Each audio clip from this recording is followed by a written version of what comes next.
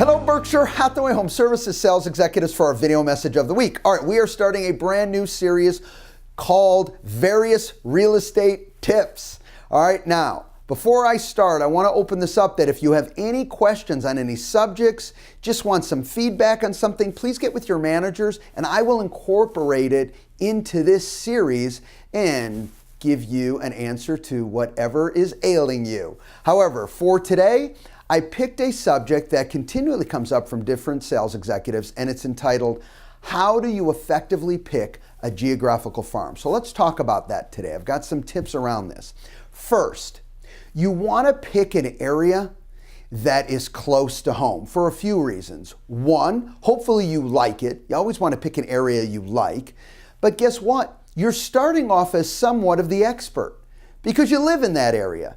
You know that area. You're more comfortable with that area than an area that you haven't been in or maybe haven't been as familiar with. So I would recommend that you start with an area close to home. You can start out exactly where you live, okay, or you can start off maybe nearby within the same vicinity. But that is key, picking something closer to home and that you like. Now, here's the key with that is, you gotta know that area backwards and forwards. So if you don't, and you just know little things about it, it's homework time. All right, this is an area you live in, you should know everything about it because the more you know about it, the easier it is to break into those conversations with people that you meet because you can bring up from schools, you can bring up to shopping, you can bring up other developments that are right in that area, okay, price ranges, anything that comes up within you doing your homework, you can now bring into a conversation, and I promise you, that sends a great message, and it sends the message that you're an expert in their area. And remember, that's who they want to work with. Next, I want you to pick an area that it targets the average sales price that you want to work in. I've said this before. You know what? What's the chances of finding and I'll exaggerate this, a $50,000 purchaser in a $450,000 neighborhood? Slim to none. So the reality of it is, if you want to grow your average sales price, pick a geographical firm that supports the average sales price that you want to work in. Very key. You want to pick an area that has a minimum, and this is absolutely minimum. You really want more than this.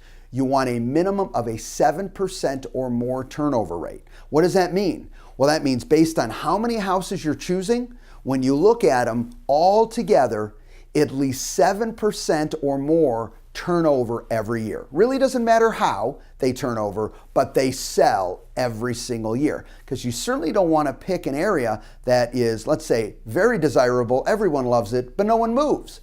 So there's not a lot of opportunity there. So a minimum of a 7% turnover rate. And our relationships with our title and escrow companies can help you with a lot of this information. Just see leadership and they can point you in the right direction. All right. Next tip around this is don't pick an area that one agent monopolizes. Let's say you have an area that an agent was the new home agent specialist for that development. And they move from new homes into general real estate. And now they've really monopolized that area because they had built those relationships over years of working in the new home business. You know what? I would not fight that war. Not that you can't get business out of that, but why not pick an area that meets these other needs, but is easier for you to start drumming up business much, much quicker.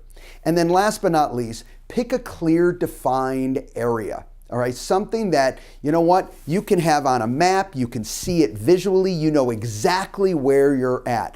You know, I would also recommend not only it be clearly defined, but it be large enough, okay, that you can have meaningful sales in there. You don't want it too large where it's crazy, you can't really basically make an impact. All right, but you don't want it too small. And remember, even if you pick a little bit larger area, doesn't mean you have to work all of them day one, you know, every single house. So you can start with a subset of what's in that area, but I like somewhere around 2,500 to 3,000 homes to start, and then you can pick a subset, maybe 500 at a time along those lines. Listen, geographical farming is a powerful way to really focus and pick the types of properties and the type of environment that you want to work in.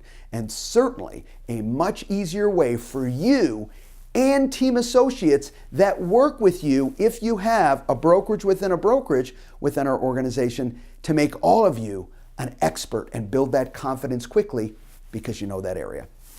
Have a great week, everybody, and we'll be back to you with another real estate tip next week. Bye-bye.